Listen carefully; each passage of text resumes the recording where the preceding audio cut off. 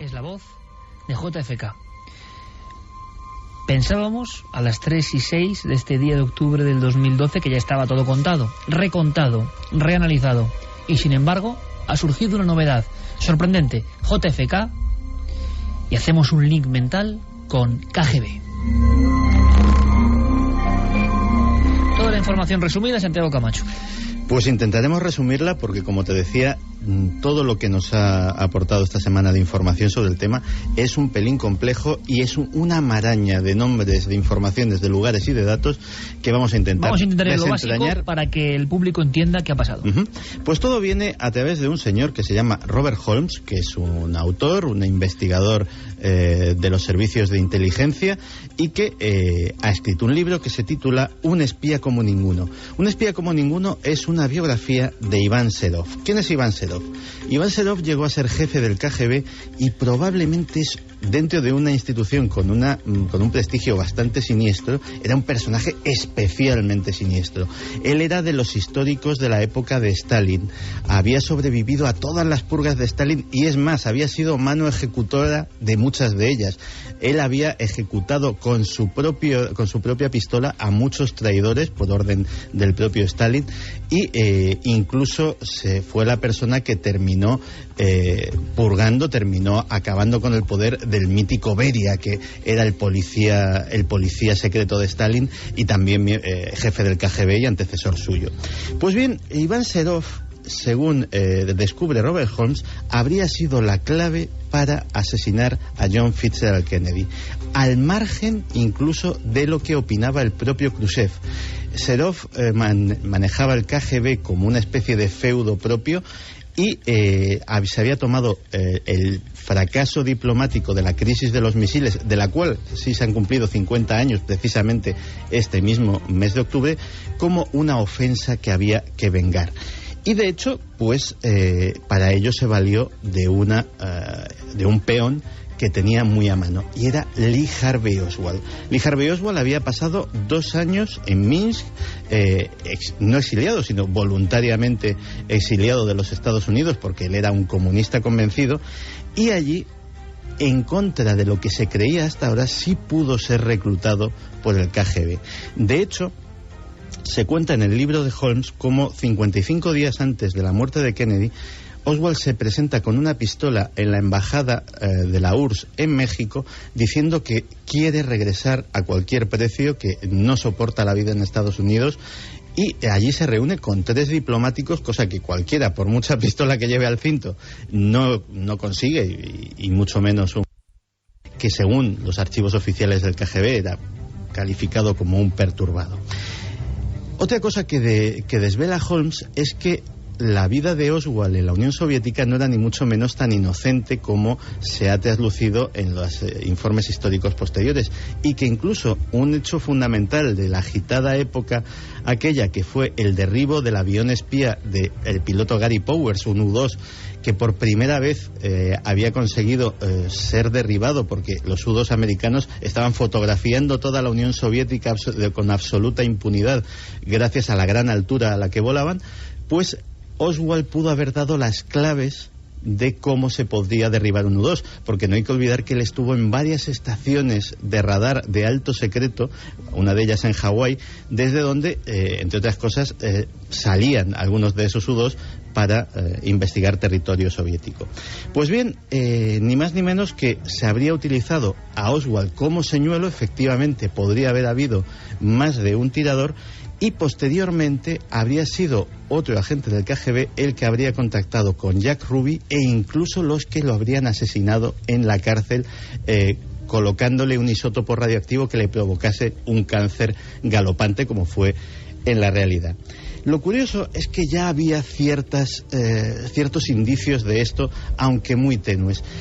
Había mucho interés por parte del gobierno estadounidense y de la propia CIA, hubo varios comités de investigación, en alejar al KGB. Cualquier insinuación de que el KGB podía haber tenido algo que ver, había habido mucha insistencia.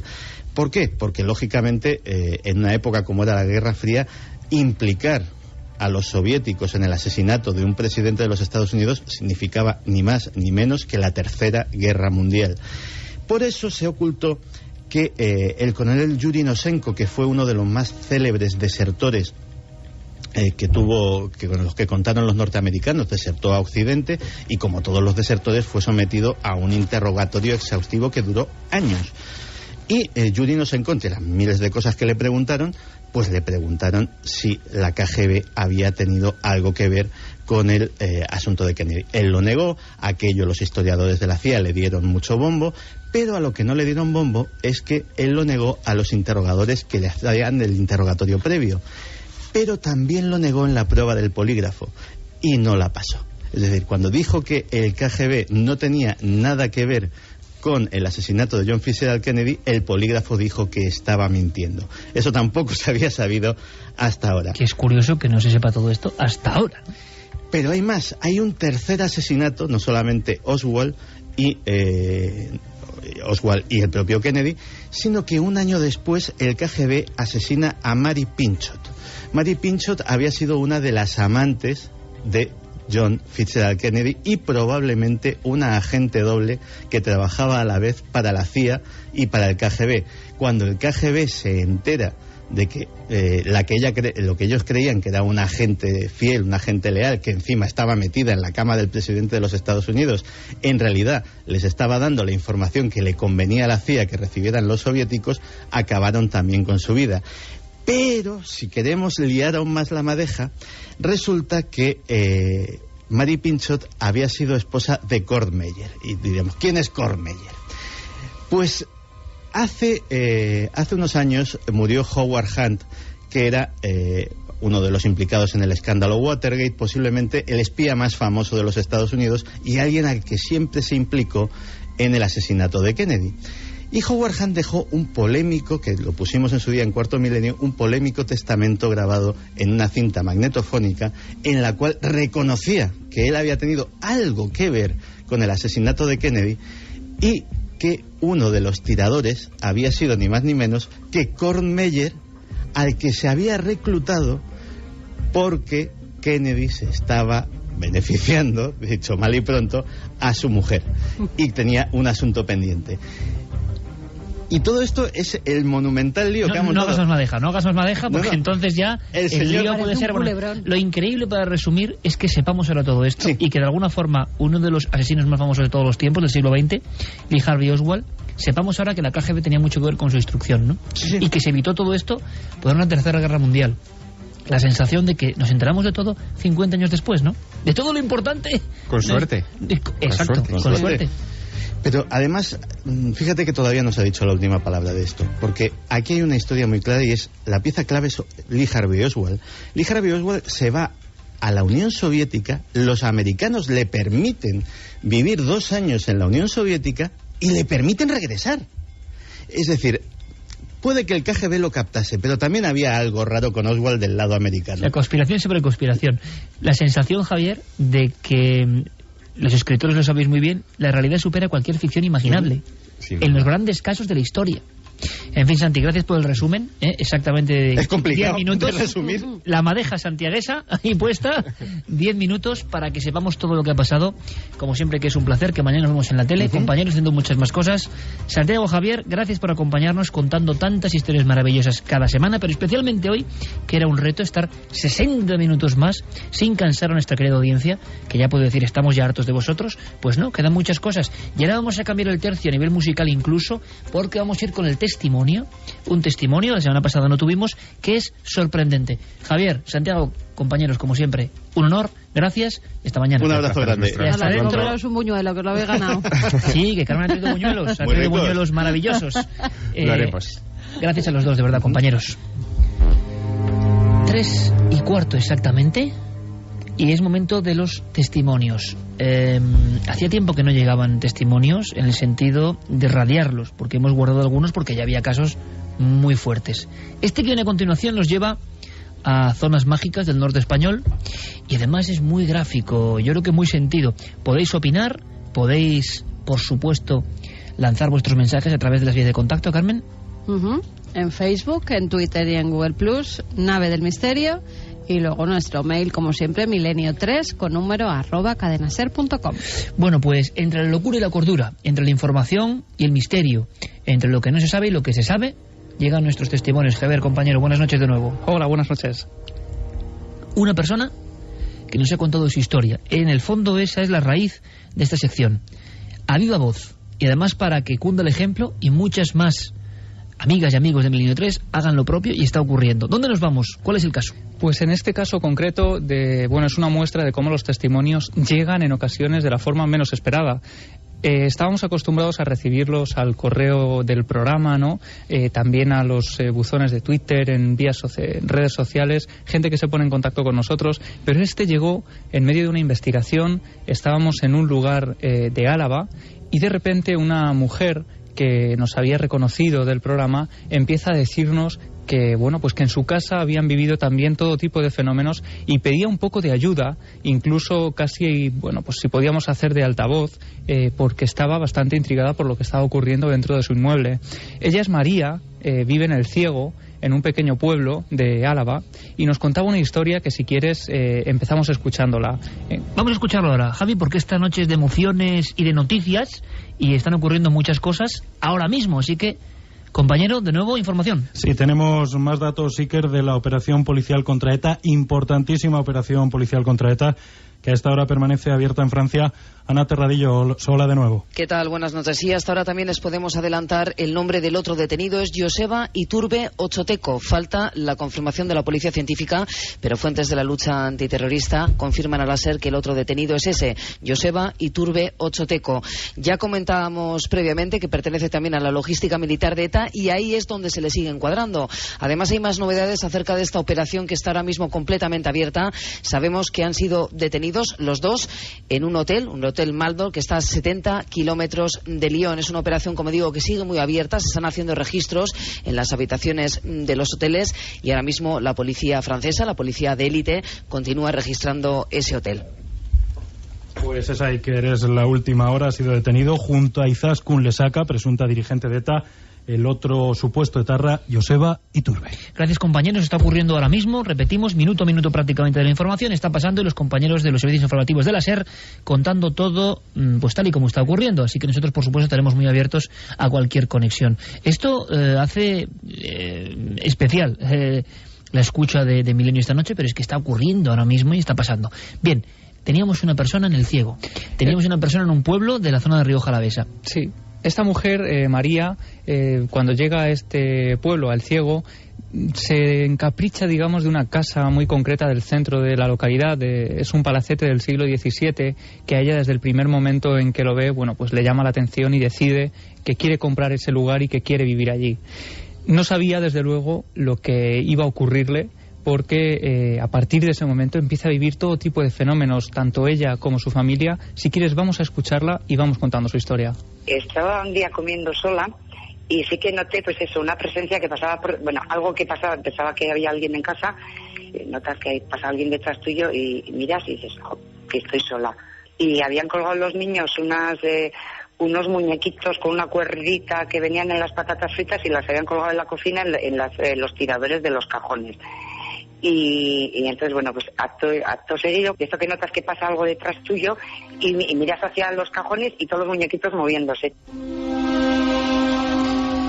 Todo empieza, con estas sensaciones de que hay alguien más en casa, eso que hablábamos hace unas semanas, ¿no?, del habitante incierto, llevado a estos extremos, a estos límites de llegar a pensar que hay alguien incluso detrás de ti. Ellos llegaban a ver, a escuchar sonidos como si hubiera alguien en casa cuando no había absolutamente nadie. Esto ocurre prácticamente, además, al poco de mudarse a esta casa en concreto, y además esa sensación de no estar solo, de no estar completamente solo, se va incrementando conforme van pasando los días. Esto fue hace ni un mes. Estaba sola, y de esto que no tenía la tele puesta ni nada, estaba todo en silencio, y yo tengo arriba un sofá que es el típico sofá de láminas que luego hace de cama. Y cuando te sientas, ya las láminas pues escurgen un poco, ¿no? Y cuando alguien está sentado arriba, lo oyes. Y oía, y digo, a ver, si no hay nadie. Y subí, no había nadie, claro, evidentemente. volví a bajar y otra vez el sofá, crash, las láminas, vamos, el ruido de mi sofá cuando se sienta alguien.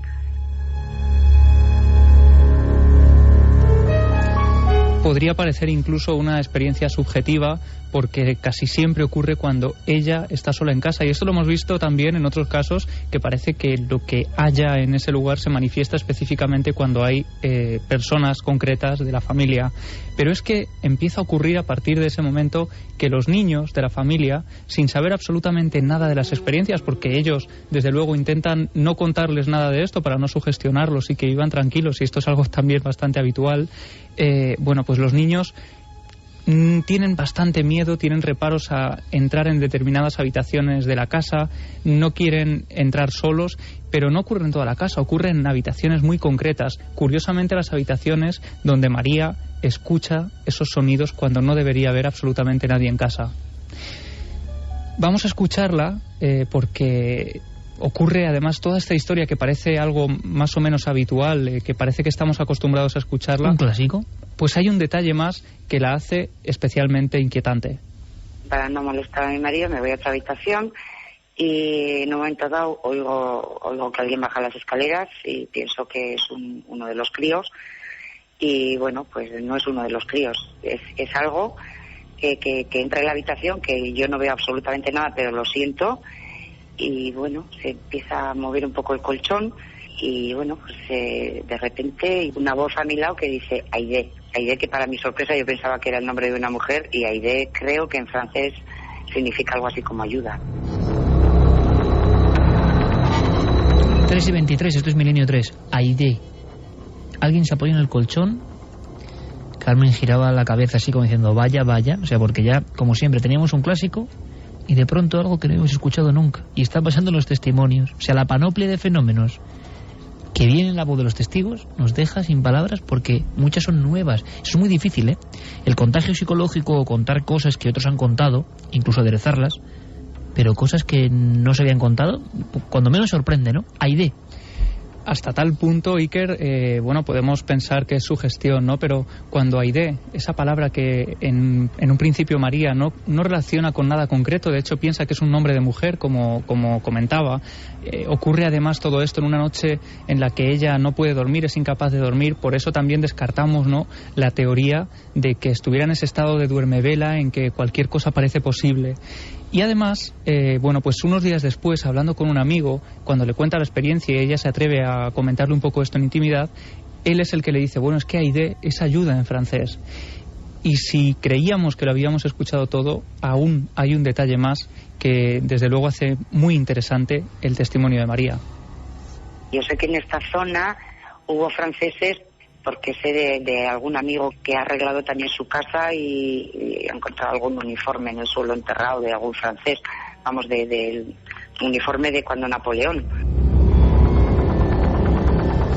Y no solo uniformes, ella nos contaba que en una escalera que se había abierto en una casa vecina, casi pared con pared a la suya, habían encontrado esos cuerpos con uniformes franceses encima.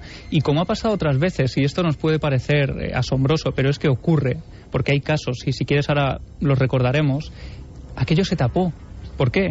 Por el miedo a que lleguen todo tipo de instituciones, te pongan la casa patas arriba, te quieran hacer una inspección y desde luego pues todo aquello se convierta casi en un museo durante años. ¿Cuántos cadáveres tapados hay en lugares de misterio y en casas españolas, eh? Claro, y como tantas otras veces se tapa, esa obra se termina deprisa y corriendo y no se alude más a este tema, pero es que hasta tal punto se tapó que sus propios vecinos no sabían todo esto hasta que empiezan a hablar y a contar toda esta historia, y entonces empiezan a confesar que algunos han encontrado todo esto en sus domicilios.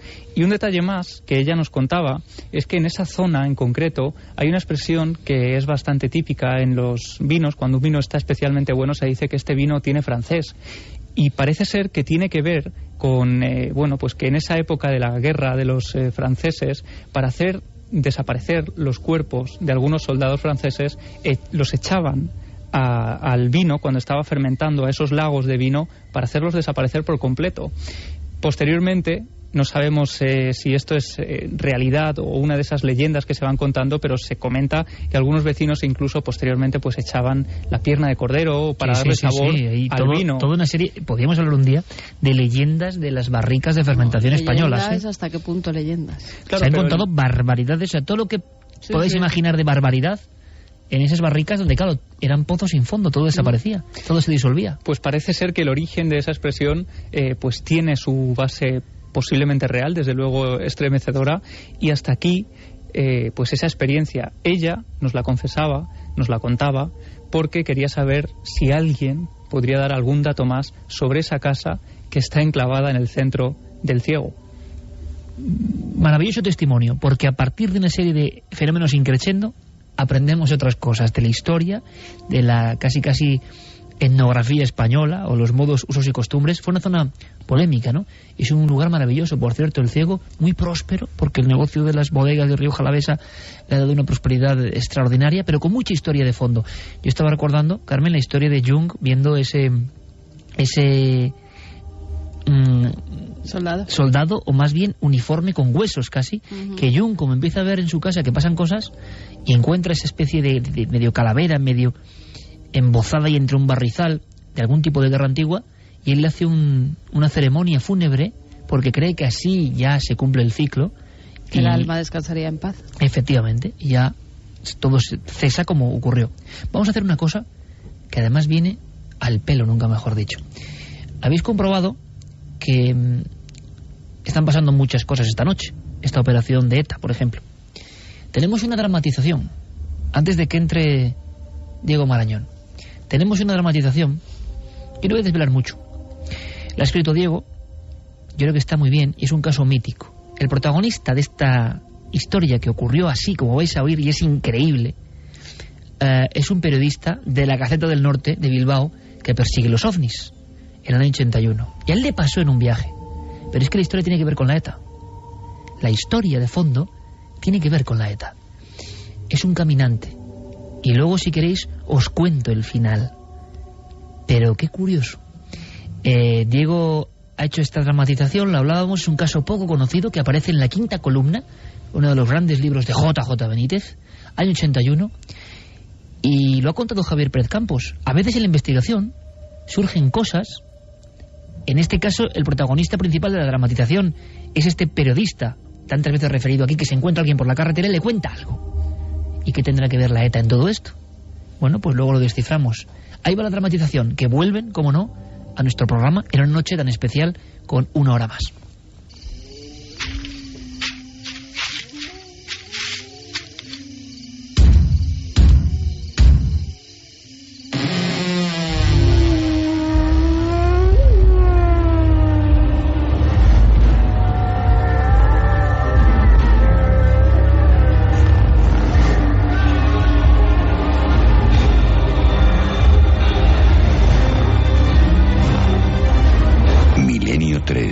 Presenta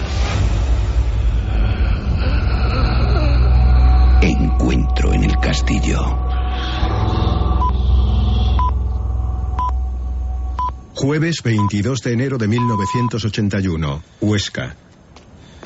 Los campos de alfalfa se extendían más allá del horizonte, y solo muy de vez en cuando el sonido de algún coche se atrevía a romper el murmullo que el viento causaba a su paso.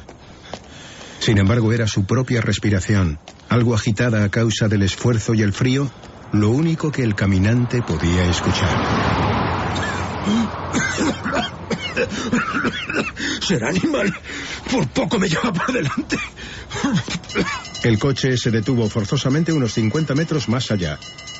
No fue el evidente enfado del caminante lo que le hizo interrumpir su frenética marcha, sino un simple paso a nivel con barreras que en aquel momento anunciaba la inminente aparición de un tren. El caminante, al llegar a su altura, no quiso dejar escapar la ocasión. Oiga, amigo, casi me atropella ahí detrás. ¿Cómo se le ocurre ir a esa velocidad? Lo sé y lo lamento. Le he visto por el retrovisor hace unos segundos. Discúlpeme. Pero cuando le pasé, estaba mirando este dichoso mapa de carreteras. No es usted de aquí, ¿eh? ¿Cómo lo sabe? Por la matrícula, por el mapa, bueno, y por eso. El caminante, esbozando una pequeña mueca de sonrisa, hizo un gesto con la cabeza hacia el asiento del copiloto, donde reposaba un ejemplar de El Correo Español, un periódico editado en la provincia de Vizcaya. Vaya, me ha pillado. ¿Hacia dónde va? A Levante. Hay varias zonas que tengo que visitar entre mañana y pasado. Si es que soy capaz de encontrar el cruce que busco. Si me acerca hasta Zaragoza, le echo un cable. Me pilla de paso. Por unos instantes, el conductor del Renault 18 pareció desconfiar de su inesperado interlocutor. Verá, no suelo... Por favor. Debemos estar a 0 grados. Me lo debe por lo de ahí atrás. ¿Y qué demonios? Somos casi paisanos. ¿Ah, sí? Eso no me lo había dicho. Venga, suba. Gracias, hombre. El conductor se dio cuenta cuando el caminante accedió al vehículo que su aspecto no encajaba con el que podría esperarse de un autoestopista. Al contrario, este aparecía impecablemente trajeado. ¿Le importa que le eche un vistazo al periódico? Soy de Guipúzcoa. Creí que iba a ayudarme con el mapa. Tiene razón. Es que estoy hasta el gorro de esta carretera. Llevo caminando 1 hora y media desde la estación de tren. Lo he perdido por 5 minutos. Bueno. ¿Y qué le trae usted por aquí? ¿A qué se dedica? ¿Qué me diría si le contesto que a perseguir ovnis? El semblante del hombre se tornó pálido en décimas de segundo. ¿También persigue a sus tripulantes? Solo cuando se dejan. ¿Por qué lo pregunta? Porque está sentado con alguien que los ha visto. Bueno, eso creo. Repita eso. Si tiene verdadero interés, se lo contaré mientras conduce. Solo lo sabe mi familia. Y hace tiempo que el tema no se toca, pero yo lo tengo grabado a fuego. La verdad es que fue hace muchos años, en plena Semana Santa. Abril de 1968. San Vicente de la Sonsierra. Ocurrió en la primera semana de abril de aquel año. Había decidido pasar aquellas vacaciones con un amigo en ese pequeño pueblo de La Rioja. Me había hablado de los picaos, una tradición local. Un grupo de personas, los disciplinantes, se golpean la espalda con penitencia hasta hacer manar la sangre. En fin, el caso es que cuando terminamos de cenar, saldríamos del restaurante más o menos a las 12 de la noche. Bueno, aún es pronto. Tomamos una copa, ¿no? No. Yo estoy muerto. Por hoy he tenido suficiente. De aquí directo al sobre. Ah, tú te lo pierdes. Hace una temperatura buenísima para pasear. Y pienso aprovecharla. Carpe diem. Era una noche templada de luna llena. Sin ningún rumbo en concreto y dejándome llevar por mis pasos, apareció ante mí la torre del reloj. Señal inequívoca de que me acercaba a las ruinas del viejo castillo de San Vicente. Hacía ya un rato que un silencio poco habitual lo había inundado todo, haciendo callar hasta a los grillos. No sé si fue aquella quietud total lo que hizo que me sentara, apoyando la cabeza contra uno de los muros. Lo cierto es que el sueño me invadió irremediablemente. No sé cuánto tiempo estaría dormido. Calculo que unas 2 horas. De pronto, un ruido a escasos metros me despertó. Al abrir los ojos, acerté a distinguir 3 figuras recortándose ante mí. ¿Qué hora es? ¿Qué sois? ¿Picaos? ¿Qué hacéis a...? No pude terminar la pregunta. A medida que mi visión se hacía más nítida, el pánico empezó a apoderarse de mi alma. No puede ser. Esto tiene que ser una pesadilla. Aquellos seres tenían una altura descomunal. Como descomunales resultaban sus hombros en proporción a su cuerpo. Vestían una especie de túnica oscura que les llegaba a los pies. Y sus cabezas, invisibles a mis ojos, aparecían cubiertas por capuchones. ¿Qué pasa? ¿Quiénes sois? Al mirarlos detenidamente, pude ver cómo aquellos embozados sostenían en sus manos derechas 3 instrumentos con forma de guadaña, como si fuesen 3 muertes silenciosas, a cual más siniestra. ¿Por qué no habláis? ¡Contestad! Pero había algo más. Algo que me paralizó de puro terror. Sus ojos. Lo único que parecía vivo en ellos, sí. Aquellos terribles ojos, grandes y encarnados, se apagaban y encendían a la vez, como si siguiesen un macabro patrón. ¡Muertos! ¡Estáis muertos! ¡Dejadme! ¡Por Dios, dejadme! El pavor se apoderó de todo mi ser. Y en plena noche, con la sola luz de la luna llena eché a correr sin mirar atrás. Había avanzado ya unos cuantos metros cuando me di cuenta que el pánico me había hecho tomar el camino equivocado. ¡Maldita sea!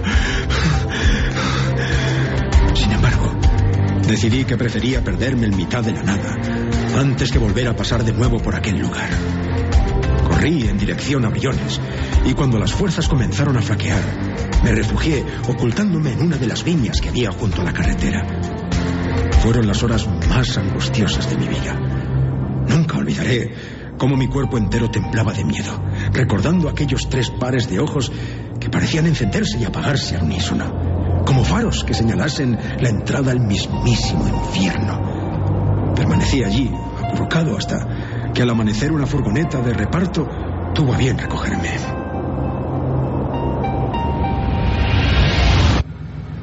Creerá que estoy loco, ¿verdad? No, yo jamás pensaría eso. ¿Se lo contó a su amigo? No me creyó. Lo siento, por desgracia suele ocurrir. Podría estar horas narrándole encuentros tan aparentemente absurdos como el suyo. Bueno, ya estamos en Zaragoza. Oiga, ¿le importaría que contase su historia? Quizás sería bueno dejarla reposar aún algunos años. Las prisas, amigo mío, nunca son buenas. Puede dejarme aquí. Mi hermano trabaja cerca, en una empresa de transportes. Le llamaré desde esa cabina. Bien, solo una cosa más. ¿Cuál es su nombre? ¿Qué importa? Le aseguro que ese dato es el menos importante de todo lo que le he contado. Y quizás saberlo solo le traería problemas. Hágame caso. Como quiera. Ha sido un placer. A mí me queda aún un buen trecho hasta Aldaya. Hasta pronto. Oiga, a todo esto yo tampoco sé su nombre. ¿A quién debo agradecer el viaje? Es cierto. En fin, si algún día nos...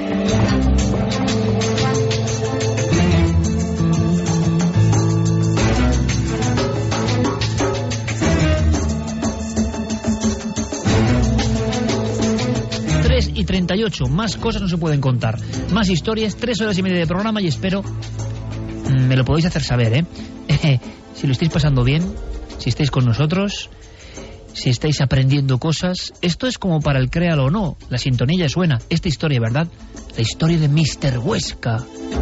Y por favor, simplemente llámeme Juanjo Benítez, en su Renault 18 verde metalizado, carreteras de España por la noche, y este extraño testigo con un pasado que le contaba un encuentro absolutamente absurdo. Créalo o no. Diego Marañón, compañero, buenas noches de nuevo. Aquí seguimos, Iker. Me ha puesto los pelos de punta ese final, te lo tengo que decir, pero hay una historia que además es increíble, tiene que ver un poco con lo que estamos hablando o lo que está saliendo esta noche a flote con esa información que estamos compaginando de la mejor forma posible. Última hora, la cadena SER, con esas detenciones de miembros de ETA. Algo de la ETA viene esta historia de ufología increíble, ¿no? Sí, porque el testigo principal era precisamente un miembro de la banda terrorista ETA. Qué extrañas casualidades, ¿verdad, amigo? Así es. Eso lo cuenta JJ Benítez en la 5ª columna, que por supuesto desde aquí recomendamos a la gente que se lea ese pedazo de libro para conocer todos los detalles de esa historia. Esos 3 seres que, claro, siempre estuvo la sospecha de que se parecían fantasmas más que seres ufológicos, y que ocurría todo en un contexto donde los embozados existen, que son los picaos, ¿no? Claro. Pero cómo lo contaba Benítez, cómo ocurría, cómo llegaba, ¿no?, esta información, lo convierte en una de esas piezas de verdad delicatessen, ¿no?, de la historia de los misterios españoles, y de alguna forma, a su forma, como no, Diego ha intentado recrear para todos nosotros. Y claro, la pertenencia a la banda armada de este testigo pues ponía las cosas evidentemente mucho más complicadas. Por eso el nombre se quedó en ese enigmático, ¿verdad?, señor Huesca o Mr. Huesca. Bueno, vamos con el créalo o no directamente. Esta historia era muy para eso. Teníamos una cuenta pendiente, Carmen, con un cuadro. La historia que contaba Diego la semana pasada, sobre ese cuadro con esas manos, unos niños extraños, niños o niño y muñeca. ¿Qué era? Bueno, ¿qué opinaban de esa historia nuestros oyentes? Cuadro ¿Que era al parecer verdadera? Tenía elementos luego misteriosos, ¿no?, que se grabó con una cámara y que había una maldición, y en internet se hizo público toda esta historia. Bueno, pues esa historia, ¿era verdadera o era falsa? Verdadera opina un 44,5% y falsa un 55,5%. Aquí ha estado la cosa muy así. Reñida, también. Reñida, 10 pero... puntos a favor del falso. Exactamente, falso. 10 puntos a favor de que no se lo creen. No la existencia del cuadro, que era del año 72, si no me equivoco, y es innegable, sino los fenómenos, por ejemplo, esa cámara que la estamos casi viendo, grabando esa pintura del niño y la niña como muy onírica, la niña como con una cara de máscara y ojos huecos, y que pasaban cosas, y los dueños de ese cuadro querían deshacerse de él como si uno se deshace de un objeto gafe. ¿Ha acertado la mayoría de la audiencia o no, Diego? Ha acertado la mayoría de la audiencia, sí señor. Esta vez estábamos ante una historia que tiene todos los tintes de ser un fraude, Iker. La pintura se puso a la venta en principio por $199. No pujó nadie. Se añadió esa descripción que leímos el otro día contando esa historia. No pujó nadie extraña. Afectado por la leyenda, imagino. No, porque al principio no había ningún tipo de leyenda. Al principio se puso el cuadro tal cual, no tuvo ningún éxito. Se añadió la leyenda después al anuncio de eBay y el precio aumentó hasta los $1.025, que fue la recaudación final. O sea, el plus del misterio ahí, ¿no? Efectivamente, no hay nada como poner una historia como fondo para que el precio de estos artículos se dispare. Por cierto que eBay hace solamente unos meses añadía una cláusula a sus leyes, digamos, de venta, prohibiendo la venta de todo objeto que viniese acompañado de una especie de maldición o de embrujo, porque lógicamente es muy difícil de demostrar. Qué bueno. Además, ahora mismo, Iker, esta pintura se venden reproducciones, que si quieres te la puedes llevar a casa para ponerla encima de la tele. Muy bonita, sí, para estarla viendo todo el día. Sí, agradable. Es una maravilla. Sí, se venden al precio de $450. Stoneham, ha visto cómo su carrera de repente alzaba otra vez el vuelo después de años de estar absolutamente en el olvido. Las capturas de webcam de las que hablábamos el otro día, Iker, no son más que imágenes que han sido retocadas informáticamente y, al darle pues una especie de sombra o de relieve parece que pueden tener ese efecto que comentábamos, pero nada más lejos de la realidad. Incluso los vendedores, algunos vendedores a los que se ha llegado a través de entrevistas, comentan que no hay nada extraño en la pintura, que a ellos no les ha pasado nada. También el actor que murió, pues sí, un actor que compró el cuadro murió, pero claro, murió en una operación a los 77 años. En fin, tampoco es tan extraño, es como si nosotros compramos mañana una lechuga y nos atropella un camión. Claro. La lechuga no está maldita, lógicamente. Pero esto, la máxima eterna de si no es vero, es ben trovato, ¿no? O sea, está bien contado y entonces, claro, la historia se le añade al cuadro y de repente el cuadro y el autor real del cuadro, que ven cómo su caché aumenta. Y le pilló por sorpresa, además, vamos, el hombre todavía, yo creo que no se lo cree hoy. Bueno, la historia de un cuadro que existe, cuyos fenómenos y maldición es un fraude. Acertó el 55% de los detectives, que sé que siguen muy atentos esta sección novedosa, extraña, curiosa, de Diego Marañón. Y traemos, atención, se hablaba de una nueva escena del Exorcista, por cierto, la semana pasada, de un fragmento nuevo, de una escena, si no me equivoco, Diego, en la cual Linda Blair, la niña poseída, estaba levitando, pero pasaban más cosas, ¿no? Levitando y giraba. Ah, giraba. ¿Y cómo quitaron eso? Pues no lo sé, es una buena pregunta. La verdad es que no solamente es el fragmento que salió a mediados de la semana pasada, que eran, pues eso, lo que comentaba Carmen, que era Linda Blair levitando, girando sobre sí misma y volviendo a caer, sin una pizca de ordenador, por cierto, y da un miedo que es alucinante.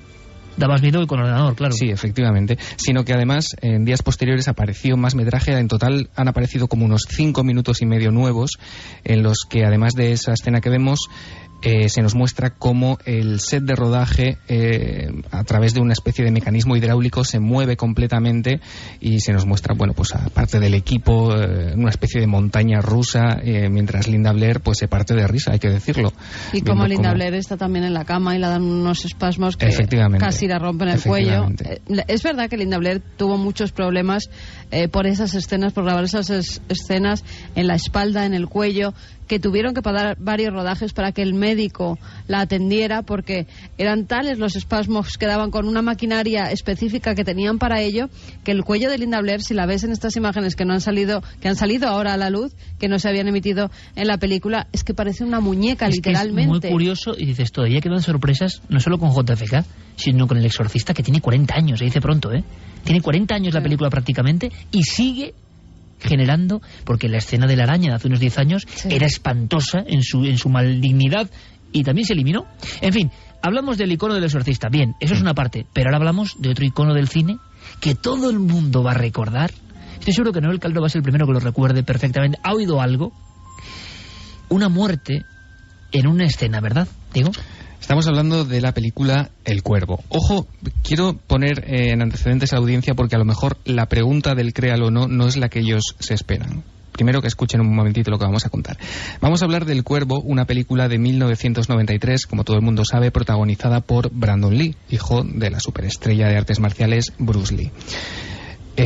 No vamos a poner en duda si Brandon Lee murió o no en el set de rodaje, porque es un hecho constatado. Evidente. Está el informe del atestado médico, el informe de defunción que confirma que murió por una herida de bala, por un fragmento de bala que había quedado atrapado en el tambor y que a causa de una carga de fogueo salió disparado, se alojó en su abdomen, le perforó el estómago y llegó hasta su columna vertebral. No se pudo hacer nada, estuvo 6 horas y media en la mesa de operaciones y finalmente fallecía a los 28 años de edad en ese set de rodaje. Un infortunio que, si lo piensa uno, es increíble. Sí, lo decía también Linda Lee Catwell, su madre, que había sido la cadena de eventos más insospechada y más increíble que uno se pudiera imaginar. En fin, Brandon muere en un hospital de Carolina del Norte y se produce prácticamente a 8 días de terminar el rodaje. Faltaban simplemente algunas escenas retrospectivas del apartamento del protagonista y su novia. Las escenas que faltaban se completaron mediante un doble, como todo el mundo sabe, con efectos digitales, sustituyendo la cara de Brandon. Fallece no solo a 8 días del final del rodaje, sino a 17 días antes de su boda, lo cual también le añade bastante dramatismo a la historia.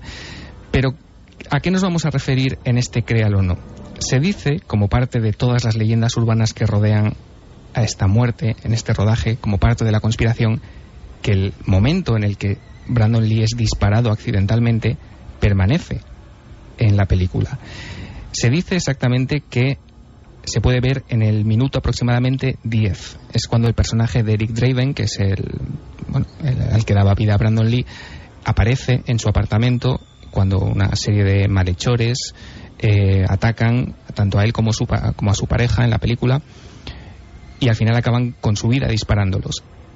Y lo que parece, o lo que se cuenta, Iker, es que se puede ver la muerte de Brandon Lee en el fragmento de esa escena. Si quieres la escuchamos, el momento exacto. Vamos allá. Desconcertado estaba el diablo y sintió el horror de la bondad oculta y vio la virtud en su cuerpo. ¿Te gusta? Esto es pornografía. ¿Shelly? ¡Adiós!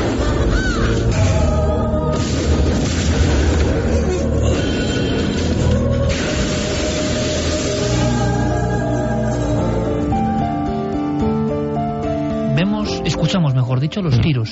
Tiros que cuenta, la verdad o la mentira, créelo o no, son los que producen la muerte de Brandon Lee, uno de los grandes mitos del cine en su momento, en el 93. ¿Qué más hay que saber, Diego?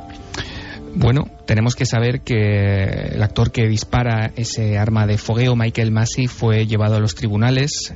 No se pudo actuar contra él porque, lógicamente, a él se le proporciona un arma. Él simplemente se limita a hacer lo que en el guión se supone que debe hacer. Dispara. Por eso se habló de conspiración, ¿no?, en torno a la muerte del hijo de Bruce Lee. Efectivamente, se han dicho multitud de cosas, como que fue a lo mejor una venganza de la industria cinematográfica de Hong Kong, porque estaba resentido con Brandon por dedicarse más a películas de Hollywood. El caso es que todo este periplo en tribunales, todo este barullo de gente y de causas abiertas llegó a los medios de comunicación, abrió informativos, e incluso, si quieres, Iker, tenemos algún fragmento de algún informativo de 1993. El fiscal de distrito de Carolina del Norte ha dicho que no se presentarán cargos por la muerte del actor Brandon Lee a causa de un disparo. El hijo del gran Bruce Lee murió en marzo pasado mientras se rodaba El Cuervo. El fiscal de distrito, Jerry Spive, dijo que su oficina no ha encontrado evidencias de premeditación ni negligencia por parte de la compañía productora. Sin embargo, una demanda legal presentada. Recordamos, yo lo recuerdo perfectamente, el impacto. Muere el hijo de Bruce Lee con el mismo misterio, de alguna forma, que murió su padre. Y claro, se habla de una herencia maldita, de alguna forma, de familia maldita en el cine, y claro, empieza a surgir el asunto de que incluso en el metraje de la película original podemos ver la muerte de este actor. Sí, y además todo esto adquiere un tinte bastante dramático si tenemos en cuenta que la última entrevista en televisión de Brandon Lee Iker y las últimas palabras de esa entrevista son una cita que Brandon hace de la novela El cielo protector de Paul Bowles, y que a pocas horas prácticamente de su muerte decía esto que vamos a escuchar. Because we do not know when we will die, we get to think of life as an inexhaustible well. And yet everything happens only a certain number of times, and a very small number, really.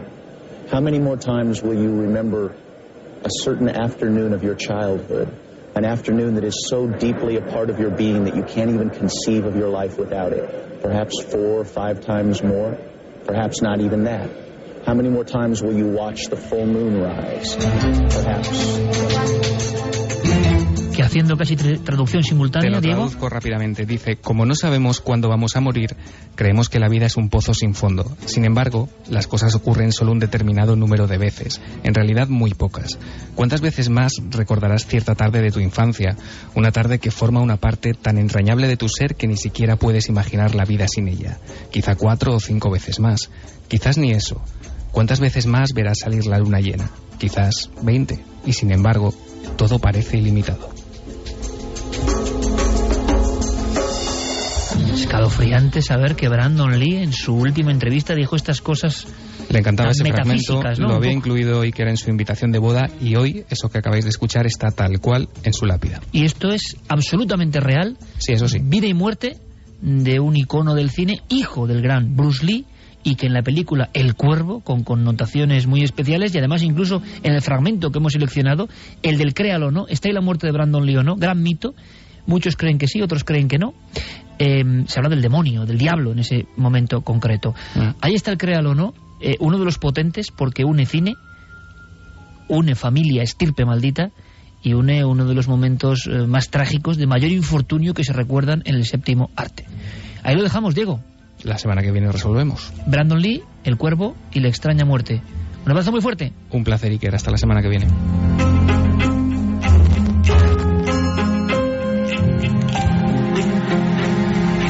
Vamos con mensajes, que en Facebook dicen que bueno, que sigamos si queremos otras. Otra horita más, sí, ¿no? Igual aguantaban y todo. Dicen eso, ¿no? Nada, un día hacemos, como han hecho otros programas, Maratón. ¿No? Maratón, 24 horas de pues, milenio. No estaría mal, pero alguna causa benéfica yo lo haría perfectamente. X horas. Bien. Si es para ayudar a alguien, sí. Vale, venga. Lo apuntamos. Borja Fernández nos decía: yo tengo entendido que cuando le disparan es en la escena que Brandon está encima de la mesa cuando está ya haciendo la venganza, no en esa escena. Bueno, un dato más que nos da Borja. Marcos Alonso: la ciencia no nos ha enseñado aún si la locura es o no lo más sublime de la inteligencia. Lo decía Edgar Allan Poe. Oh, qué frase más bonita, ¿eh? Lo más sublime de la inteligencia ya es la locura. Poe tenía que ser, claro. Caliturico, me ponen unos nombres. Entonces, ha de suponer que los que somos negados para hacer cualquier ejercicio creativo es que somos muy sanos mentales. No sé si es un alivio o una frustración, porque envidio a los creativos que te hacen sentir menos humanos. A mí me pasa con mi hermano, que es músico, productor y escritor. Bueno, seguro que él tiene muchas facultades de lo que piensa, que también muchas veces nos medimos con un rasero muy bajo, ¿no? Benito Nauta nos dice: sigo a Milenio desde que se emitía los viernes y los domingos hasta altas horas de la madrugada. ¿Te acuerdas la edición de los domingos? Benito Nauta, buen nombre, ¿eh? Benito Navegante. Me considero escritor, no he publicado por falta de fondos, pero no por ello he dejado de escribir mientras me apasiona hacerlo, y sobre todo y fundamental, cada semana Milenio 3 nos ofrece 3 horas que bien podrían ser un gran libro cada programa. Cuantísima información y cuantísima calidad. Por ello y solo por ello me considero afortunado y feliz de poder disfrutar algo así cada semana. Oye, Benito Nauta, gracias, nos emociona un mensaje como ese, y uno es escritor, claro que es escritor, es que no hace falta publicar para nada. Algunas de las más grandes obras de todos los tiempos nunca fueron editadas ni puestas a la venta. Francisco de Barcelona nos dice: no sé si conoceréis el tema del lenguaje inverso. Es una cosa muy curiosa que según qué voces, incluidos bebés, invirtiendo la voz, da como resultado que su balbuceo sea coherente con lo que el adulto le pregunta o comenta. No recuerdo quién comenzó este estudio, pero un amigo mío en 2010 nos presentó varios ejemplos. Aquí os dejo uno de los audios que insertó mi compañero en iVoox, Espero que podáis escucharlo por bien. Lenguaje inverso. Es la voz de mi compañero, exactamente. ¿Ves? Aquí, como decía antes Benito Nauta, nosotros damos contenidos, pero es que sois vosotros los que muchas veces propináis, una especie de mente colectiva, cosas que nos interesan a todos. María Kiko Rey dice: ¿para qué quiere una ballena hablar con nosotros? Eso es soberbia humana. Nos creemos más interesantes que ella. ¿Es que acaso nuestro lenguaje es más importante que el de ella? Eso creemos nosotros, desde luego. Pues por eso somos tan soberbios. Hombre, hay que decir, el hombre, la mente humana ha llegado a una serie de milagros incomprensibles que el resto de la fauna no ha llegado, que sepamos, pero bueno, indagaremos sobre Sheila nos decía: mi hija hace unas semanas salimos a la calle y dando un paseo por el bar que está al lado de su casa, le dice una señora que ¿por qué te has quitado las sandalias y te has puesto las botas? Las sandalias eran más bonitas. La señora me miró y me dijo: ¿cómo sabe eso? Me he quedado blanca. Las niños cosas de los proféticos, niños. ¿no? Claro, claro. Exactamente. María Kiko dice: porque en lugar de enseñar a los animales nuestras formas de expresarnos nosotros, no hacemos una cosa, intentar entender su lenguaje, que ellos sean los que nos enseñen a nosotros su forma de expresarse y llegar a entenderlos. Bueno, yo creo que esta noche se han roto varios tabús. Hay uno muy importante, ¿no? Saber que científicos españoles de primera línea, como han hablado aquí, director de la Cueva de Altamira, director de Cuevas Prehistóricas de Cantabria, personas de la Facultad de Barcelona, que están escuchando el arte rupestre, que están grabándolo, ya es un paso más. Hemos hablado de un montón de historias que en el fondo van en ese sentido, que nuestra percepción siempre ha estado muy anquilosada, una arteriosclerosis de lo que es posible y lo que no, y muchas veces lo que ocurre nos deja sin habla por lo maravilloso que es, como ha ocurrido esta noche. Ha sido un placer, una noche turbulenta con muchos acontecimientos y que hemos intentado pasar con vosotros de la mejor forma posible. Javier, Noel, Carmen, mañana nos vemos en la tele, ¿eh? A las 12, que esté ahí todo el mundo muy pendiente. Más allá de lo imposible, lo que no se ha contado en la película, lo que hay detrás del acontecimiento del tsunami del 2004, que fue tremendo. Mañana lo contamos todo eso y mucho más. Ha sido un placer, chicos, como siempre. Para todos, feliz semana. 3:07, aquí estamos de nuevo, después de sumergirnos en lo profundo del Averno, siguiendo el eco de la Sibila de Cumas en Nápoles, de observar el mito, la leyenda, la verdad de esos agujeros que aparecen por el mundo, que también deben indicar algo, sabiendo la última hora de lo que ha pasado en una casa aislada en el Reino Unido, donde han deambulado supuestos objetos volantes no identificados. Por supuesto, también nos hemos hecho eco de esa muerte por la Ouija, muerte que no es leyenda urbana, sino realidad de última hora. ¿Se puede superar todo esto? Yo os digo que sí.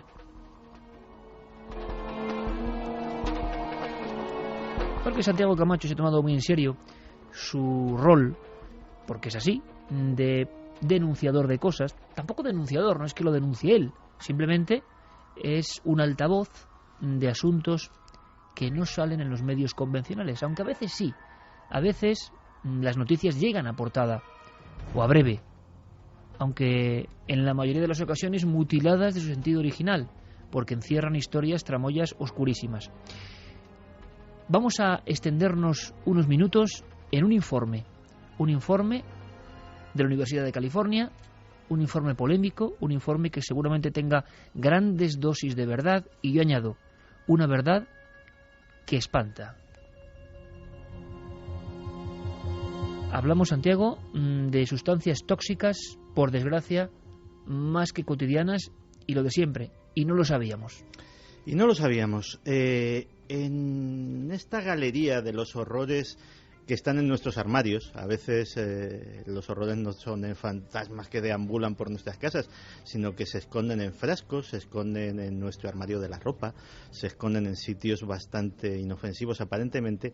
El doctor Isaac Pesá, del Departamento de Biociencias Moleculares de la Universidad de California, va a introducirnos una nueva palabra, el triclosan.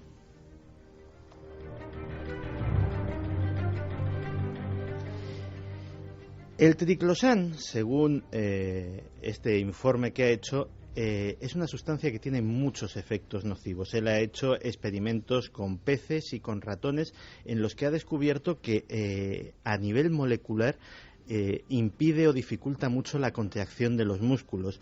Los peces, por ejemplo, cuando se ven expuestos a esta sustancia, empiezan a nadar más lentamente, con dificultad. Los ratones pierden la capacidad prensil de sus garras, de sus cuartos delanteros. No tienen posibilidad de coger nada con las manos, los vemos a veces royendo, aunque sea un trozo de queso. Otros estudios dicen que provoca anomalías en el sistema endocrino, especialmente en la hormona tiroidea. Lo asocian a debilitamiento del sistema inmunológico, incluso a cosas mucho más graves como defectos de nacimiento, crecimiento celular descontrolado, e incluso hay quien ha detectado en otros experimentos pérdidas de peso absolutamente poco saludables e inexplicables, sino debidas al metabolismo. Claro, todas estas cosas son terribles si hablamos de una sustancia, pero ¿qué sustancia es? ¿Dónde está? ¿Tenemos nosotros contacto con el triclosan? Pues tenemos contacto con el triclosan todos. Es decir, esto ya no es una cosa como, no, yo es que como más sano, como menos sano, me dedico a la alimentación orgánica. Todos tenemos triclosan en nuestra casa y todos tenemos abundante contacto con él todos los días.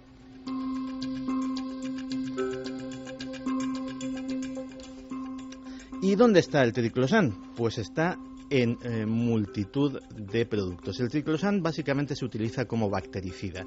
Es un bactericida muy potente y de hecho pues está, por ejemplo, presente en las fórmulas de muchos jabones con los que nos lavamos las manos, jabones que en principio esa acción bactericida es buena porque lógicamente a través del contacto, sobre todo antes de las comidas, del contacto de nuestras manos con los alimentos, pues al lavárnoslas antes podemos evitar muchísimos contagios y muchísimas enfermedades. O sea, en este caso el triclosan, que lo tenemos identificado, ya un nuevo palabra que no conocíamos, algo nuevo, sí que tiene, digamos, su sitio correcto en estos productos de higiene, porque su factor, ¿no?, beneficioso ahí está activo y es evidente. ¿Qué pasa? ¿Que está en otros lugares? No, pasa que de entrada, vale, el triclosan no tiene, o sea, nos impide que esas bacterias entren en nuestro cuerpo al tocar nosotros la comida, pero cuando tocamos la comida, lo que entra en nuestro cuerpo es el triclosan. Y si fuera solamente en los jabones, pues con alterar la fórmula de los jabones, pues bastaría. Pero es que está en los productos de higiene dental, en muchos dentífricos, en muchos enjuagues dentales, en muchísimos cosméticos, en desodorantes, en productos de primeros auxilios, es decir, en vendas, tiritas, desinfectantes. Está, por ejemplo, en la composición de la fibra de mucha ropa de cama, que para evitar infecciones por ácaros, para evitar malos olores, etcétera, etcétera, pues se le da un tratamiento de triclosan. Pero imagino que habrá algún argumento en contra de todo esto, la cantidad de triclosan. Curiosamente, los estudios que se han llevado a cabo en California eran a dosis muy bajas y los efectos se apreciaban desde la primera toma. Es decir, no estamos hablando de, por ejemplo, lo que hablábamos del estudio de los alimentos genéticamente modificados, que era a lo largo de toda la vida de la rata, pues la rata terminaba pues 2-3 años después soltando esos tumores tremendos. No, aquí los efectos eran casi inmediatos. ¿Y solo este profesor en la Universidad de California se ha atrevido a dar el paso, o es el único, o es un iniciado, o no se lo han cargado antes? Porque uno dice, esto sería una conspiración en toda regla, porque si están tantos productos, Santiago, esto no es normal. No, sí, de hecho, si investigamos en Internet, como siempre recomiendo hacer a nuestros oyentes, y buscamos la palabra de Marras, e incluso ponemos peligros del triclosan, encontraremos muchísima información y muchísimos otros estudios que se han hecho y que no han recibido la publicidad a lo mejor adecuada. Espera, que sigo con la lista. Menaje de cocina. ¿Menaje? Sí, porque también, lógicamente, pues imagina... Con lo que comes, vamos, lo que te llevas a la boca, los cubiertos, los platos... Especialmente cuchillos, etcétera, etcétera, que se les da ese tratamiento, pues también para que... bactericida. Efectivamente. Equipamiento informático. Todo el mundo sabe que los teclados de ordenador son... O sea, ahora mismo tú estás con el triclosan. Es posible. Los teclados de ordenador son una fuente de bacterias importante. De hecho, dicen que hay un teléfono móvil normal puede tener tantas bacterias, por ejemplo, como la tapa de nuestro inodoro. Es decir, esos estudios están hechos. Ropa sencilla, o sea, también para evitar, por ejemplo, malos olores. Muchos calcetines de los que se denominan calcetines desodorantes son desodorantes porque tienen ese tratamiento de triclosan que elimina las bacterias. Juguetes, especialmente juguetes para bebés, ¿Por qué? Porque lógicamente se supone que son más higiénicos si tienen ese tratamiento bactericida. Los bebés se lo llevan todo a la boca y vosotros lo sabéis mejor que nadie ahora mismo. Electrodomésticos, neveras, etcétera, etcétera, que también para evitar malos olores, etcétera, etcétera. Pero entonces vivimos ahora mismo en una cárcel de triclosan, porque el mundo ¿no? se ha hecho de esta forma, intentando ser bactericida. Se producen centenares y centenares de miles de kilos de triclosan al año. Y se le da, por ejemplo, tratamiento incluso a muebles. Es decir, por ejemplo, encimeras de cocina, que también es muy socorrido. Claro, para todo esto. Un poco con el aspecto de desinfectar, ¿no? Lo que puede provocar una bacteria. Claro, entonces aquí estamos ante uno de esos casos que habría que estudiar muy bien esos efectos, a qué dosis, etcétera, etcétera, porque podemos encontrarnos con que el remedio en este caso es mucho peor que la enfermedad, y a lo mejor por ni librarnos de una gastroenteritis, pues nos estamos pillando algo mucho peor. Pero claro, Este profesor lo tiene clarísimo. Este profesor lo tiene clarísimo. Que estamos enmadejados, porque a ver quién sale de todo eso que has contado. Es imposible no acceder a todo eso diariamente. Claro, aquí él, como buen científico, él tiene claro que a dosis muy bajas a los peces y a los ratones les sienta fatal. Eso es lo que ha demostrado. Y no se quiere meter en más. Pero, lógicamente, las conclusiones yo creo que merecen la pena para hacer estudios posteriores. ¿Esto dónde ha salido, Santi, publicado? Esto ha salido como no, en una revista científica, y sí en algunos periódicos, sobre todo británicos y norteamericanos, sí ha salido en breves. Eso sí es cierto, en notitas de internet. En España nada, ¿no? En España, que yo lo haya visto, desde luego, no. Entonces eso me ha llevado, porque estábamos dándole, y llevábamos ya casi desde la temporada pasada dándole mucho carrete al tema de la comida, pero claro, esto ya no es comida. Esto es una cosa que no tiene nada que ver en teoría con la comida y también puede ser perjudicial. Y me he preguntado qué puede haber de malo, por ejemplo, en nuestra ropa. Nuestra ropa, la que nos ponemos. Y a través de un informe de Greenpeace me he encontrado con otra palabra terrible: los nolifenoles.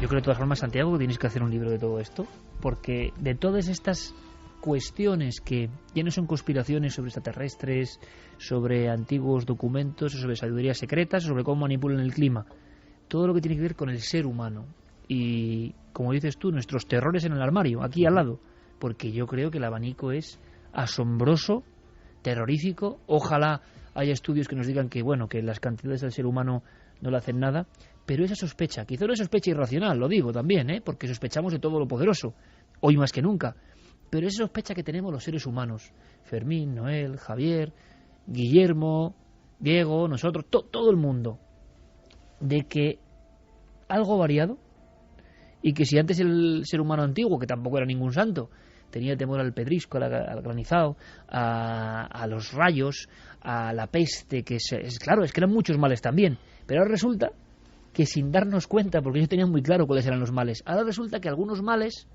son como fantasmas, nunca mejor dicho, cuando se convivimos, ¿no? Es que antes, cuando los colchones eran de lana, de oveja, también tenían enfermedades. Sí, claro. Entonces, o por una cosa, o por no tener demasiada higiene, o por tenerla demasiado, al final nos morimos. Lo que ocurre es que no solo nos morimos, que eso todo nos va a ocurrir y enfermamos. Y habrá, pero claro, la sensación de una sociedad con nuevas enfermedades, que nadie sabe por qué tanto, de qué forma, y que luego esa especie de poco eco, ¿no?, para estas noticias. No sé, nos sorprende mucho, nos sobrecoge. Y hablaba Santi de ese otro nombre que también da miedo. Nonilfenoles. Los nonilfenoles, primero son una toxina que imita a las hormonas femeninas, alterando el desarrollo sexual y afectando al sistema reproductivo. Además, ¿De los seres humanos? Sí, claro. Además, es un alérgeno muy potente. De hecho, a mí me ha pasado, y puedo contar la experiencia perfectamente. Pues te compras unos pantalones en un gran almacén, unos pantalones de muy buena marca, y como eres un ansioso, pues te los pones ese mismo día sin haberlos lavado ni nada por el estilo. Y te da una reacción alérgica brutal. Dices, bueno, ¿pero esto qué es? 100% algodón. Yo no soy alérgico al algodón, pues puedes tener una alergia a las fibras textiles y tal. Lo lavas, aquello se acaba. Los culpables posiblemente sean los nonilfenoles.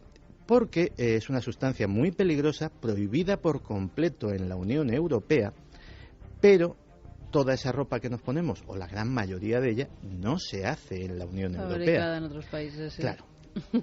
En el proceso de fabricación... Está muy de moda ahora en las noticias. En el proceso de fabricación, en esos países donde no está prohibida esa sustancia y donde hay casos muy graves de envenenamientos colectivos, de operarios, de tal o cual fábrica textil... Pero ¿y cómo es posible? O sea, uno de verdad, perdóname Santi, en este momento en que además Carmen asentía, ¿cómo es posible que esto ocurra? O sea, ¿en qué mundo vivimos, no?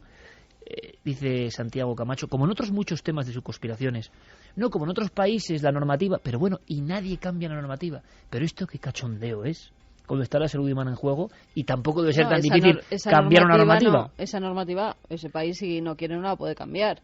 Lo que no tenían es que dejar entrar en la Unión Europea. Bueno, pero y de hecho no entra. Ropas con pero ese que en un componente. país, sea el país X, cualquiera, sabiendo que esto está de fondo, no cambie su normativa, también son unos sanguinarios de alguna forma. Total. Es decir, la salud de su pueblo le importa. Pero entonces uno empieza a pensar que de verdad esto estamos al borde del abismo, ¿eh? Pues el proceso de fabricación implica los nonilfenoles. ¿De qué forma? Se utiliza en el lavado de las prendas o en el lavado de las fibras, muy especialmente en los pantalones vaqueros, para darles ese aspecto envejecido, para darles esa textura especial, etcétera, etcétera. Se aclara adecuadamente. Lo que antes era lavado a la piedra, ahora lavado en nonilfenol de esto. De hecho, bueno, hay cosas, esta por ejemplo es inofensiva, pero hace tiempo en la sección esta de Visado para el Futuro lo mencionaba, las lavadoras de plasma. Sí, o sea, señor.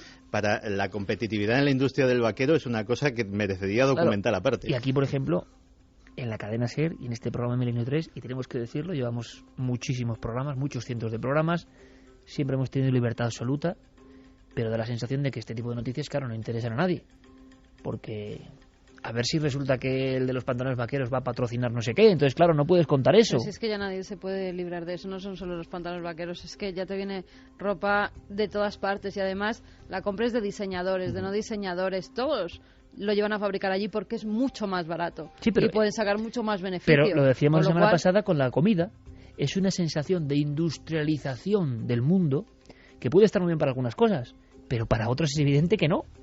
Es evidente que por ganar ese rendimiento, yo no voy a decir están envenenándonos, ¿no? Pero ¿A claro. ti qué pasó con una camisa y tú no eres alérgico a nada? Sí, es verdad, es verdad.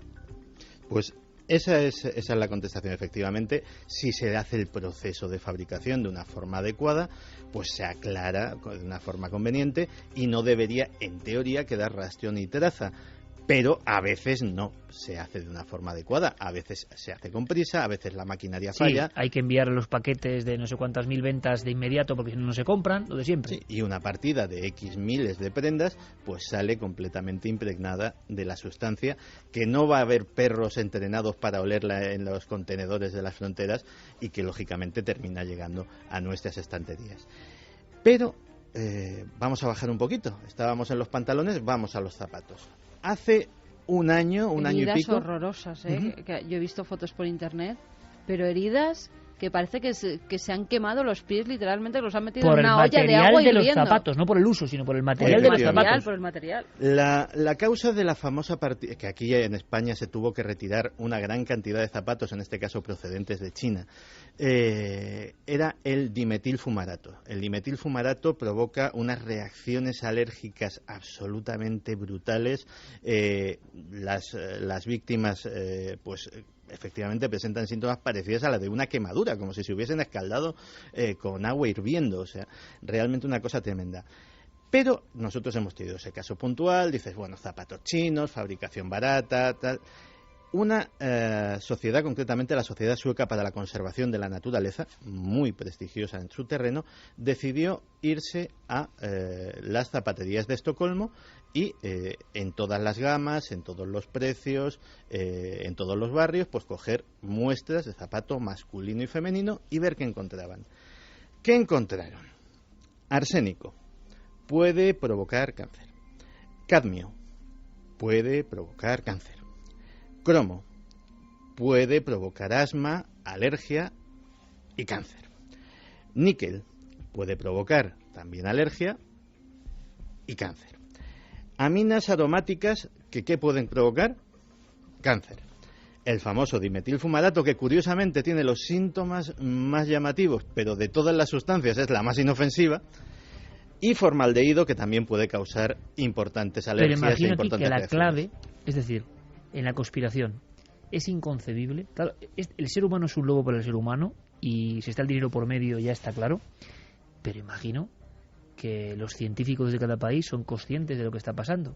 Imagino también que lo único que nos salva ya de esto, de esta hecatombe, ¿no?, del propio consumismo del mal, de productos que no están bien, es la cantidad, vuelvo a repetir, ¿no?, que en ese país X, el que sea, se admite esa fórmula, porque habrán hecho algún test a la contra que diga que eso no provoca cáncer, porque si no, ¿cómo van a...? En el fondo, efectivamente, sobre todo en los casos de los metales como el cadmio, el cromo y el níquel, las exposiciones tienen que ser enormes. Pero efectivamente Porque si no, igual, Santiago, vamos a alarmar un montón, ¿no? No, o sea, vamos a ver. Tiene que haber algo que se nos escapa, de que por lo menos digan que tiene que haber una cantidad grande, y digo yo. Pero volvemos otra vez al dilema que teníamos con la ropa y lo que muy bien ha expresado Carmen.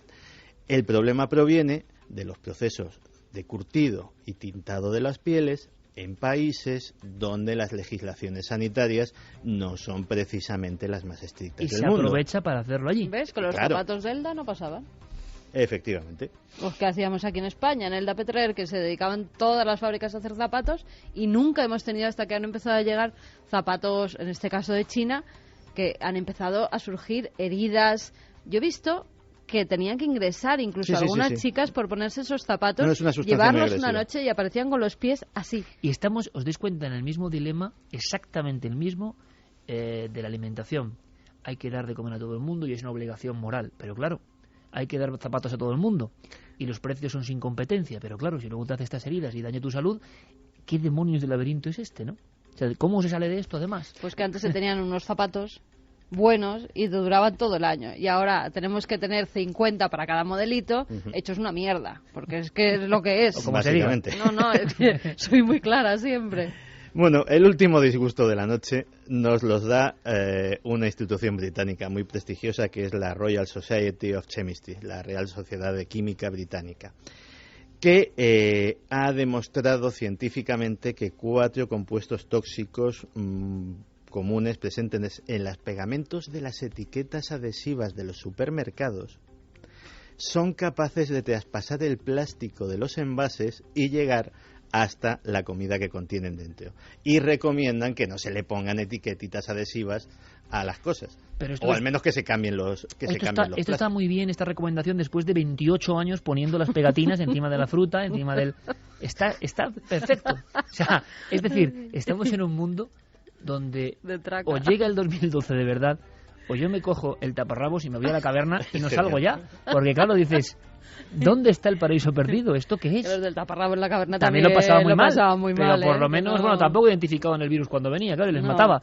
Pero en esta sociedad la paradoja es que intentando hacer todo aséptico, limpio, moderno, estamos también con el enemigo en puertas. Y la diferencia es que se cuenta poco, no se cuenta mucho.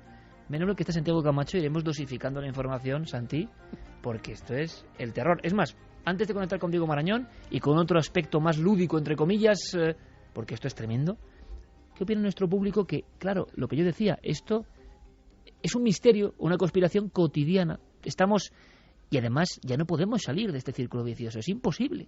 Entonces habrá que tomar alguna medida, ¿no? Contarlo es lo primero. La gente dice que ya no se puede comer ni vestir. Que ni lavar, por cierto. O sea, que a eso es que veamos que no está reímos por no llorar, porque a mí no me hace ninguna gracia, vamos. No, pero es que está tan dentro de nuestra vida que es que no puedes hacer absolutamente nada. Y luego nada. pasa lo que pasa, y luego pasa lo que pasa. Mira, sobre este tipo de cosas, ahora mismo no recuerdo qué institución, leí el informe hace unos días, pero que llamaba la atención sobre el hecho de que la naturaleza humana por sí impone que la edad del periodo fértil de una mujer sea más o menos desde los 14, 15 años hasta más o menos los 40. Ahora mismo hay niñas de 9 años y no pocas que tienen su primera menstruación y señoras de 50 y muchos que tienen la última, y eso no es natural. Como tú comentaste, también al revés en la cuestión de la fertilidad masculino en este caso. Son unas variaciones como no ha habido nunca, o por lo menos una aceleración como nunca ha habido en la historia, que se sepa, ¿no? Y está ocurriendo todo ahora, y siendo un tema tan sensible, pocos programas yo veo que hablan de esto. Es curiosísimo, ¿no? Es como una parte oculta. Claro, se ha dicho muchas veces, oiga, de este tema de la leche y no sé qué, o del producto que sea no hable, porque claro, aquí lo patrocina esta marca. Bueno, muy bien, pero oiga, si esto ocurre, habrá que contar algo, y simplemente habrá que tomar medidas, ¿no? Estamos en la hiperindustrialización del mundo, y eso también tiene su lado malo, su lado oscuro, su lado que por desgracia permanece siempre en la sombra. Mira, Dixon nos dice, tal vez solo seamos alérgicos o tal vez más débiles que los seres humanos de antaño. Estaremos debilitando la raza humana que está en su apogeo o en su decadencia. Omlesa dice, yo he visto unas heridas en los pies por unas chanclas de los chinos impresionantes. Parecía como necrosis. A mí ni se me ocurre. Javier García, ¿pensáis que no hacen lo mismo con la comida? Sí, ya lo contó Santi. Ya... Francisco García dice, ¿por eso llevan esas bolsitas dentro de los zapatos para la humedad? Pues no tengo ni idea, porque la verdad es que también por lo visto, y ahí no he profundizado todavía, en las bolsitas de la humedad también hay, porque normalmente se utilizan geles de silicio para evitar ese tipo de cosas, pero también hasta en eso, que es una bolsita minúscula que tiene que tener un coste de una fracción de céntimo, hasta en eso se ha buscado ahorrar, y también ya se están probando otras sustancias que también pueden ser... Es buscando ahorrar la amortización. Es que yo en la vida había visto esas bolsitas para la humedad hasta hace unos años, que te las meten en los bolsos, en los zapatos... Leí hace poco una columna muy reciente de Sánchez Dragó que hablaba un poco de la sociedad de la amortización, o sea, todo es por lo que vale y lo que rentabiliza. Entonces, claro, esto ya es decir el naufragio. Yo espero, hombre, no quiero ser negativo, pero te enteras de cosas que dices, ¿cómo puede ser esto? Bueno, sí, fíjate si estamos, o sea, en el fondo no puedes luchar. Una de las últimas noticias, que lo comentaba el otro día precisamente con nuestro buen amigo el doctor Gaona, que era que en el agua de grifo de todas las ciudades españolas, europeas, norteamericanas, hay cantidades detectables con análisis de ansiolíticos y de antidepresivos, no porque la CIA esté buscando calmarnos, sino porque sencillamente se eliminan por la orina y las depuradoras de agua no están capacitadas para eliminar esas sustancias del agua, con lo cual vuelven otra vez al ciclo y no puedes escapar. Germán López dice, tantos cánceres tienen que tener algún origen, la gran cantidad de productos químicos que hay por todos lados al final pasan factura. Nos decía también Elkin, los bactericidas siempre son perjudiciales en cierto grado, pero lo que sí es seguro es que las bacterias matan cada año a mucha más gente que el triclosan. Interesante también, ¿eh? Es decir, personas que dicen que, oye, que aunque esto sea malo, la bacteria es peor. Muy interesante y le agradezco la punta. El triclosan cumple una función. De lo que se trata es, sabiendo que es perjudicial en cierto grado, como muy bien dice este oyente, de empezar a investigar una alternativa. Es decir, no decir, oye, lo vamos a prohibir mañana, porque a lo mejor es necesario, pero vamos a empezar a investigar algo que cumpla la misma función y sea absolutamente inocuo. Manu San Rafael nos decía, a partir de ahora pienso lavar toda la ropa que me compre. Lo de la alergia esa me pasó a mí y no sabía de qué era. He visto a Javier Pérez Campos antes en la redacción tirando su nueva chaqueta a la basura, repentinamente. O sea, le ha dado un arrebato, sabía que Santi iba a hablar esto y su... Era un material muy extraño, además. O sea, además, tú lo has dicho. Sí. Es un color claro, es muy de reportero antiguo, pero un extraño material. Una tela bizarra. Como diría Giovanni Serrador, una extraña piel. Nos dicen además, Mario... Leonardo dice, ya Alma se ha quedado sin juguetes, vaya por Dios. Desde luego, va a volver al palo. Si es que al final volvemos al neolítico, toma hija un palo y una piedra. Bueno, vamos a hacer una cosa. Tan contenta porque cambiamos, los niños son así. Por fortuna, los niños por son fortuna, así. Sí. Gracias, Santi. Pero bueno, quédate con nosotros, por supuesto. Por supuesto. Porque además, tú sabes también, hemos hablado de cuadros malditos en alguna ocasión, y esta es la última leyenda urbana, o no, es la realidad. Rápidamente... y luego escucharemos más mensajes porque estos temas de la salud, concretamente la salud, con toda la precaución, lo decimos, y no es que nosotros apoyemos esto, no, simplemente Santi, lo digo como en la cara oculta, se hace eco de cosas que están ahí, que no salen en los grandes medios muchas veces, que creemos que tenemos la obligación moral de contar. Y por supuesto, cuando hay amigos que saben de la materia y nos dan apuntes como este, de la bacteria que sigue siendo más peligrosa, la enfermedad sigue siendo de momento más peligrosa que el remedio, lo agradecemos mucho porque aquí queremos aprender entre todos. 3:35, momento de Detective del Misterio en la Red, créalo o no.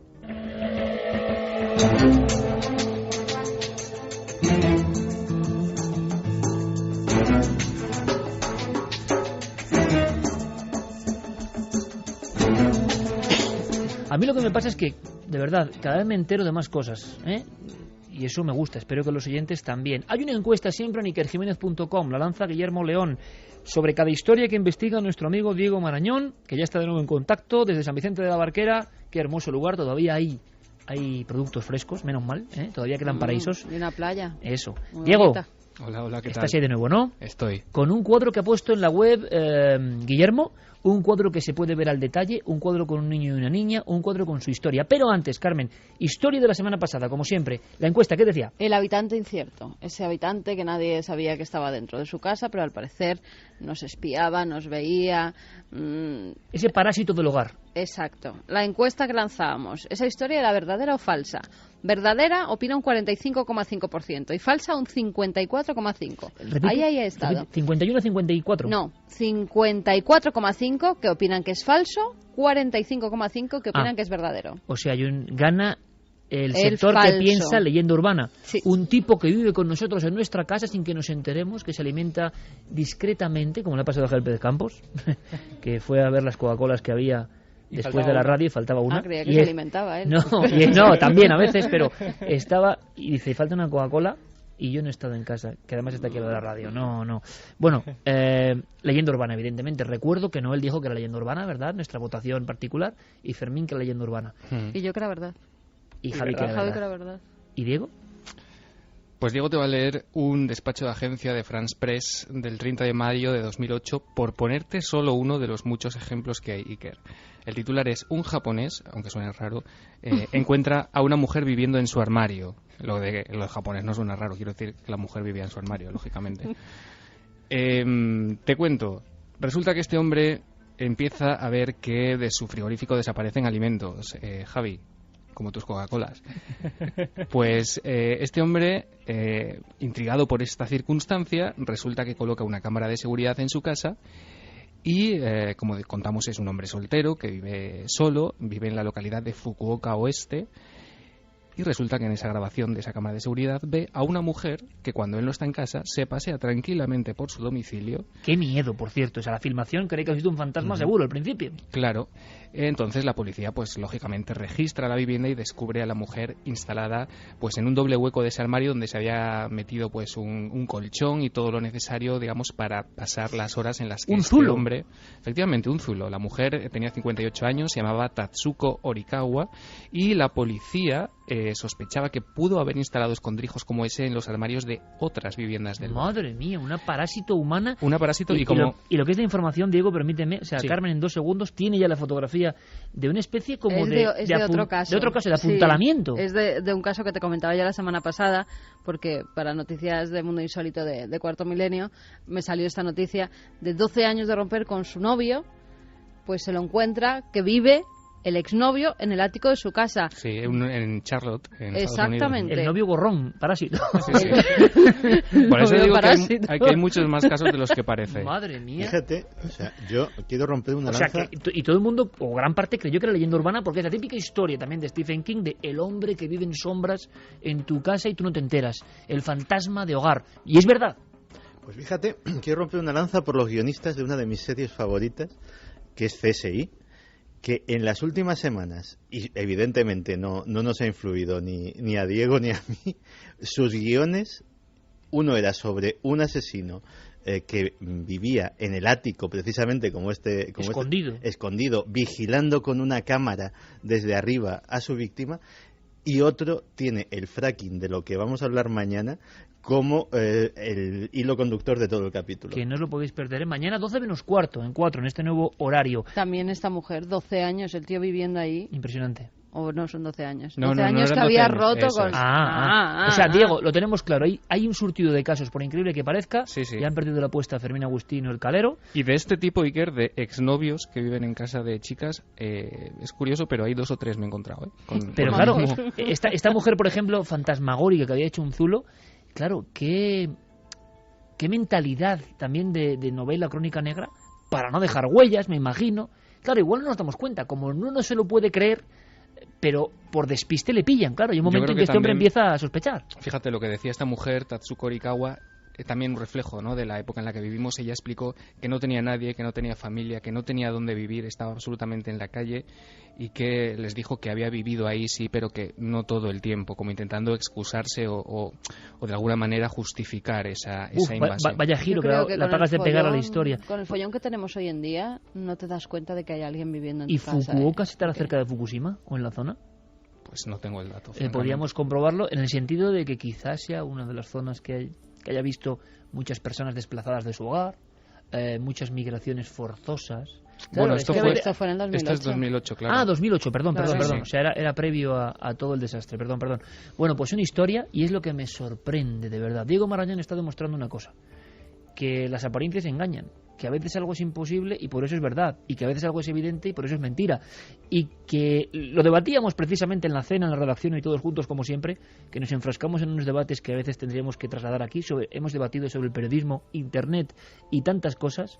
Al final la sensación es precisamente esa, ¿no?, que hay un totum revolutum increíble y que casi nadie sabe ya qué es verdad y qué es mentira, y que empieza a ser muy difícil describir las verdades y separarlas de las mentiras, y que al final todo no acaba de ser una cosa ni la otra. Bueno, la demostración de que un caso que nuestro público, que además es muy inteligente y que sabe muy bien del misterio, ha creído que era leyenda urbana.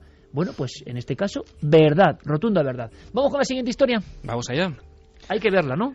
Hay que verla, está ya disponible tanto en ikerjiménez.com como en nuestras redes sociales. Hay que agradecerle el trabajo que ha hecho en tiempo récord a Guillermo León. Como siempre, Guillermo. Ha preparado una estupenda galería con el cuadro a tamaño real, casi, y luego con una serie de detalles, hay como 8 o 9 diapositivas, ¿no?, con detalles concretos de la pintura. Lo que se ve en ese cuadro... Pero permíteme, a veces pienso que Guillermo León también tiene un visitante de estos que lo emplea para trabajar, porque no es posible que en tiempo récord haga estas cosas. O sea, hay un misterio en Guillermo León, que un día resolveremos. Él es el misterio. Sí, lo voy a convertir en protagonista de un créalo, ¿no?, a Guillermo. Sí, cierto, para mucha gente no existe. Me lo han llegado a decir. A mí también. No existe. Lo sé. Que es mentira, sí. Bueno, en fin. Y entonces Guillermo ya ha puesto el cuadro. Efectivamente, todo el mundo que quiera verlo lo tiene disponible. El cuadro se titula The Hands Resist Him, que lo podríamos traducir como Las manos lo resisten. Es un título que suena un poco raro en español, pero bueno, es así. ¿Y nos lo cuentas para todo ese público que ahora mismo está viajando por ahí, no puede ver el cuadro? ¿Nos haces la pincelada, Diego? Sí, por supuesto. Lo que vemos en el cuadro es a un niño de pie, a un niño con expresión absolutamente seria, junto a lo que parece ser una muñeca de gran tamaño. Es una muñeca, lógicamente, por su cara, que tiene como articulaciones, y por las piernas, ¿no?, que también se ve que dispone de varias partes móviles. Están situados delante de una puerta con una cristalera. Lo curioso es que en esa cristalera también se ve una serie de manos, de las que no vemos sus dueños. Solamente vemos las manos que surgen de la oscuridad, que están presionando contra el cristal. El autor, que es Bill Stoneham, dice que el chico es un retrato de sí mismo cuando tenía 5 años, y la interpretación que él da, que según los expertos juega con una especie de simbolismo casi junguiano y metafísico, es que la puerta representa el límite entre el mundo de la vigilia y el de los sueños, y la muñeca sería la guía de alguna manera en esos mundos, y que las manos representan las diversas posibilidades que ese niño va a tener en su vida, como si fuera una serie de destinos. Bueno, como se ve, el simbolismo es un poco complicado. Yo creo que la gente lo que debería hacer, quien tenga la posibilidad ahora mismo, es entrar en la web. Es un cuadro tétrico realmente, ¿no? Sí, las expresiones del niño y la máscara de la niña generan una sensación de desazón y de inquietud, ¿no? Yo creo que lo más conveniente es que la gente se deje llevar por lo que a ellos mismos les aporta, ¿no?, la visión de ese cuadro. Ahora veo que la niña tiene 2 orificios, los ojos son oscuros, no tiene... Efectivamente, sí, son como dos como cuencas. una muñeca que le han quitado los ojos de cristal o de plástico. Sí, tiene 2 cuencas vacías, como si fuese una especie de calavera. Exactamente. Bueno, y hay una historia dentro de la historia de este cuadro. Sí. Hay un mensaje incluso que Carlos Cala nos va a leer a su forma. Efectivamente. Cuéntanos la prehistoria de este mensaje, ¿qué se sabe? Bueno, pues digamos que el cuadro por primera vez se pinta en 1972, como digo, el autor es Bill Stoneham. La verdad es que por internet hay una serie de historias que no concuerdan exactamente unas con otras. Yo lo que he intentado reconstruir, y creo que es el periplo real de este cuadro, es que Stoneham vende esta pintura a una galería de Luisiana en 1973. Él, como autor, no la vuelve a ver hasta el año 2000, ahora explicaremos por qué. Pero en fin, la pintura va pasando por distintos dueños, incluso la compra el actor John Marley, que para que la gente lo identifique es el personaje de Jack Walsh, el magnate de la industria del cine que en El Padrino se encontraba con una cabeza de caballo decapitado en su cama. Una de las escenas más célebres del cine de los últimos 40 años, ¿no? Ese hombre compra esta pintura, un año después muere. ¿Compra la pintura y muere? Sí, un año después de adquirirla. El crítico que le aconseja comprar esa pintura muere también un año después, más o menos, de recomendarle, ¿no?, esta adquisición. Luego la adquiere un joven rico de California. Ahí hay unos años en los que se pierde la pista y luego, a comienzos del año 2000, una pareja encuentra este cuadro en una cervecería abandonada, lo encuentra abandonado, ¿no? ¿Y qué pasa? Es ahí cuando se empieza a forjar, digamos, la leyenda y cuando empieza a convertirse prácticamente en un viral en Internet. Resulta que esta pareja decide ponerlo a la venta en un conocido portal de subastas y de compraventa. Ellos cuentan una historia que es bastante peculiar. Ellos dicen que cuelgan esta pintura en el cuadro de en la habitación de su hija pequeña y que una noche, tras colgar esta pintura ahí, la niña Lo escuchamos, Diego, ¿te parece? Sí. Escuchamos el mensaje directamente de Carlos, que es tal y como parece. Perfecto, son unos fragmentos en los que explican parte de esta historia y luego... Perfecto. Vamos a escucharlo para imaginar cómo se quedó la clientela que vio el cuadro, pulsó, intentó ver la historia y se encontró con un texto en el famosísimo portal de venta de objetos, en eBay, ¿no? Creo que era. Sí. Se encontró con esto. Cuando recibimos el cuadro, pensamos que se trataba de una obra de arte realmente buena. Un anticuario la había encontrado abandonada en la trastienda de una vieja fábrica de cerveza. Inmediatamente nos preguntamos qué era lo que había conducido al abandono de una obra de arte de tan obvia calidad. Ahora lo sabemos. Una noche, nuestra hija de 4 años, muy asustada, nos pidió dormir en nuestra habitación. Nos dijo que los niños que aparecen en la pintura se estaban peleando. No puje por esta obra si es usted propenso a sufrir enfermedades nerviosas, padece del corazón o está poco familiarizado con los fenómenos paranormales. Al pujar por esta obra, los vendedores quedan eximidos de cualquier responsabilidad con respecto a los sucesos que, relacionados con el cuadro, ocurran durante o con posterioridad a la venta. Esta pintura puede poseer cualidades sobrenaturales que podrían influir de alguna manera en la vida del comprador. Ese era el mensaje, un fragmento de ese mensaje. Porque la familia luego, poco a poco, va haciéndose eco de una serie de fenómenos, aparentemente, que tienen que ver con lo que ha dicho esa niña esa noche. Efectivamente, la niña entra a su dormitorio y les dice que, bueno, que está asustada, que quiere dormir con ellos porque los personajes del cuadro han de alguna manera cobrado vida, han prácticamente salido del cuadro y se estaban peleando en su habitación. Para aumentar esta tensión, ¿no? Los vendedores incluyeron una cláusula, que es el segundo fragmento que hemos escuchado, una especie de cláusula de exención de responsabilidad en el anuncio, que los eximía de cualquier cosa si la pintura era adquirida y si ocurría algo a ese nuevo vendedor. En fin, la historia, la maldición se extiende rápidamente por los usuarios de Internet. La gente empieza a comentar en el anuncio de este portal que simplemente con ver esa foto pues empiezan a sentirse mal, que tienen experiencias desagradables, que sienten... Solo con mirar el cuadro a través de la web. Efectivamente, se habla de reacciones extrañas, incluso de bebés, de animales que lo ven. Y, en fin, la cosa llega a tal punto que ese anuncio, Iker, es visto más de 30.000 veces en menos de 30 días. Es cierto, yo no sé si es parte de leyenda, ahora dejaremos clara la pregunta.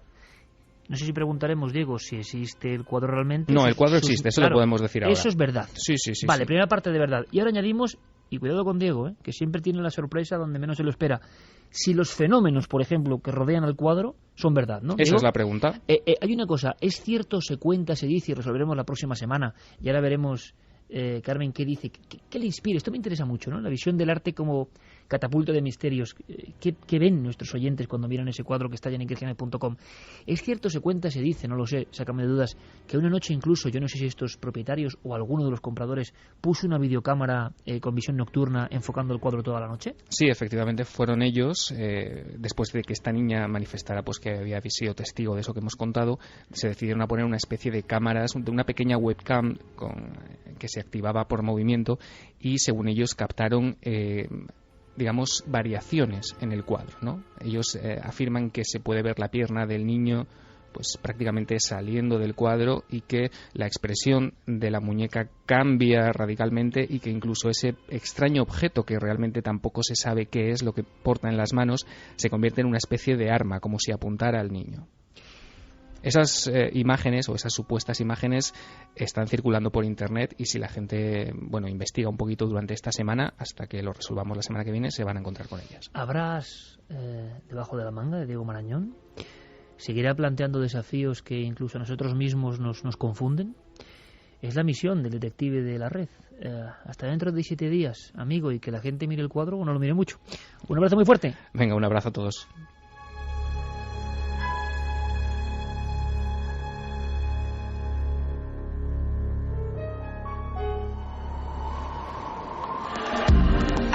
Nunca antes habías estado tan cerca de lo desconocido. Milenio 3. Cadena SER. Intentaremos descubrir qué pasa con este cuadro, que siniestro es un rato, ¿eh? Siniestro es un rato. Espero que no se produzcan luego fenómenos en la casa de nuestros oyentes, que no lo queremos, ¿eh? Pero bueno, ahí está el cuadro. ¿Qué opinan? Mira, Ángel Escola dice: a mí de pequeño me ponen ese cuadro y también me voy a la cama de mis padres. Que también, claro. Hola, les escribe Francisco de Corrientes, Argentina. De verdad, esa pintura, observarla da mucho miedo, se la ve muy real. Saludos. Buenas noches, milenarios. El cuadrito resulta más que escalofriante, desconcertante. Es como si la peor pesadilla de un niño se plasmara sobre un lienzo, pero intentando frenar lo peor de la pesadilla. Las manos que saliendo de la oscuridad te atrapan, la mirada entre fría y triste. El niño me asusta más que las cuencas vacías de la muñeca. ¿Hay algún cuadro que os haya impresionado especialmente, que os haya dado miedo alguna vez? Nos lo decía Anabel de Madrid. ¿A vosotros? ¿Algún cuadro que...? A mí Saturno comiéndose a su hijo. Sí. De pequeña, cuando iba al Museo del Prado con mi padre, me aterraba.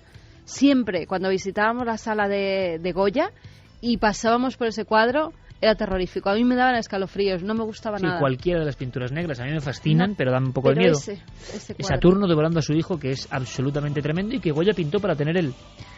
Santi, ¿a ti algún cuadro que te haya impactado especialmente su visión y pues, que no quizás sea un cuadro especialmente de terror, pero que lo provoca, que es lo difícil? Pues fíjate que, por ser reiterativo, pero no te podría citar ningún cuadro en concreto. Muchos ojos de Goya. Sí, a mí también. Muchos ojos. A mí también. Hace poco he comprado el cuaderno italiano de Goya, que es una obra muy poco conocida de bocetos, y en los bocetos del Goya joven ya ves que dibujaba cosas increíbles. Os cuento una historia, y además lo he sabido hace muy poco, concretamente hoy. Había un investigador de Goya que, ¿sabéis por qué enloqueció con Goya? Enloqueció, se obsesionó. ¿Sabes por qué? Qué curioso. Le dejaron ver en el Prado, en los años 40, solo a él, un hombre que editó sus propios libros. Me he enterado hoy, Santi, no lo sabía. Le dejaron meterse, imaginaos, en la sala de las pinturas negras del Prado de 1946, porque era un hombre muy importante. Y el permiso era para 2 o 3 horas. Salió a las 12 horas y cambió su vida para siempre. Sabes que el arte tiene esas cosas, ¿no? ¿Y a ti, Javi?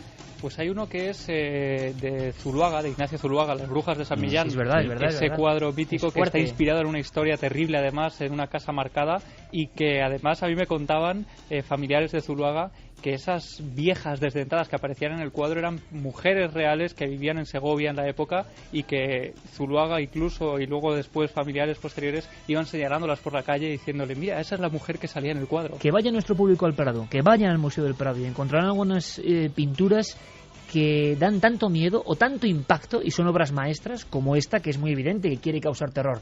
Pero claro, el terror real se causa cuando no se quiere causar ese terror, cuando está ahí por naturaleza propia, ¿no? Inmanente, y se refleja. Seguimos. Alex Moreno dice: a mí lo que me da yuyu del cuadro son las manos de la puerta. Iván Tudela: a mí ese cuadro me da mucha impresión. Los 2 críos esos que salen parece que no tienen alma, como si estuvieran huecos por dentro. Dixon: esta pintura con manos sin dueño que se reflejan en el cristal, ¿serán almas que están atrapadas en el otro lado del espejo? Rayán dice, me estremecí, qué miedo, parecen muñecas de porcelana. Janet, qué impresionante, es algo que hiela la sangre. A mí la cara del niño se me representa a un ser carente de alma y lleno de odio, como si fuera un cazador de almas o algo así, nos dice Mario. Lorena, el cuadro de los niños da miedo. Ella no tiene ojos y manos pegadas al cristal. Muchísimo miedo, mucha impresión. Iba a decir espectador, algún oyente ha sufrido alguna visión o algo parecido, o le ha impresionado mucho, que nos lo cuente, por supuesto. Nosotros ya de alguna forma empaquetamos nuestros bártulos porque mañana tenemos sesión televisiva, repito, a las 12 menos cuarto, 23:44 en concreto, según me dicen, y necesitamos todo vuestro apoyo, porque es verdad que ahora mismo es una franja importante y vamos a contaros muchas cosas, entre otras, aparte de eso que Santi ha denominado como fracking y que yo no había oído en mi vida. Y Santi nos lo va a contar con imágenes en su cara oculta, que está rompiendo realmente estructuras. Mañana recordamos, lo dejamos caer, sin decir el nombre incluso, para que todo el mundo se quede, seguramente la historia, bueno, algunos compañeros, cuando Carmen pasaba ya la documentación, la información, solo digo esto, han tenido pesadillas y han soñado con todo esto. Es una historia, se cumplen 100 años, ocurrió en Estados Unidos, y es de lo más horrible, pero tiene que ver con lo paranormal que hemos contado nunca. Sí, vamos a contar una historia bastante tremenda de un crimen nunca resuelto y que, como bien decía, se ha cumplido el centenario. La persona ya habrá muerto, pero salió indemne de esas 8 vidas que una noche se llevó por delante. Bueno, simplemente damos un dato, ¿no? Muertos en sus propias camas. Exacto. Y con un misterio tremendo. Mañana lo contamos todo eso y algunas cosas mucho más amables, claro, menos mal, si no. Fermín Agustino del Calero, ha sido un auténtico placer. Hasta la próxima semana, compañeros. Santi, que mañana te espero ante las cámaras para enterarnos de una cosa que está causando una gran polémica en nuestro propio país. Las conspiraciones a veces no están muy lejos. No, las conspiraciones no están muy lejos y la gente del norte seguro que sabe de qué le estamos hablando. Ha habido una manifestación en Vitoria en contra de esto, con mucha gente. En Vitoria, en Burgos, por toda esa parte seguro que las palabras sí que les suenan. ¿Y también aparecen perforaciones? Sí, tiene mucho que ver con el tema de esta noche. Santi, gracias por todo, como siempre un honor. Un honor estar aquí. Javier, hasta la próxima aventura, que has vivido aventuras misteriosas hace muy poquito tiempo y pronto las conoceremos con uno de los casos que surgieron precisamente en la noche de radio de hace unas semanas. Que descanses, que sé que estás a tope de varios viajes y que en 7 días aquí, compañero. Gracias, Iker, un abrazo y nos sorprenderemos porque ha habido sorpresas en esa investigación. Una vez más, y es que ¿qué ocurre en la investigación? Que algunas veces, el destello del misterio se puede aparecer. Mañana en la tele nos vemos con esa historia. Carmen. Claro que sí. Bueno, que ha sido un placer como siempre. Nos hemos puesto delante del micrófono amarillo para contar un montón de cosas, para pasarlo bien, para pasarlo mal y para, deslizar historias que habitualmente no se cuentan, pero que son importantes para todos nosotros, importantes para el género humano en esta especie de debacle o de situación tensa, extraña en la que estamos viviendo todos. Por eso mismo, como sabemos que hay mucha apretura, espero que la radio sirva a veces como bálsamo para pasar 2 horas y media pensando en otras cosas a veces maravillosas. Feliz semana, amigos.